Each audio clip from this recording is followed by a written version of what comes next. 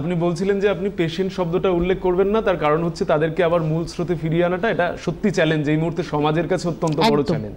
তো সেই জায়গায় আপনি যখন কাজ করছেন তাদের উপরে, তাদের সেই প্রভাব থেকে বের করে আনবার চেষ্টা করছেন, একজন মনোবিদ হিসেবে আপনার কোন জায়গায় সমস্যা হয়েছে, আপনার সম্প্রতি যে অভিজ্ঞতা তৈরি হয়েছে, আপনি কোথায় কোথায় থমকে গেছেন বা বাধ্য হয়েছেন, এই জায়গার পরে আপনার ক্ষেত্রেও ভাববার একটা অবকাশ তৈরি হয়েছে? কারণ তারা এতটা পরিমাণে না ওই নেশার ওই মানে মোবাইল বা গেমিং এর মধ্যে এতটা ঢুকে গেছে, মানে তারা বলছি না রিয়েলিটি থেকে একদম সরে গেছে।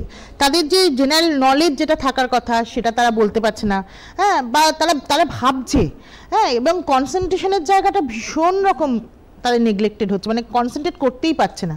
হ্যাঁ, মানে আমরা বলি না যে 5 মিনিটে কেউ যদি পড়াশোনার মধ্যে একটা রিডিং পড়া, সেটাও তারা করতে পারছে না, সেই কনসেন্ট্রেশনটা ব্রেক হচ্ছে।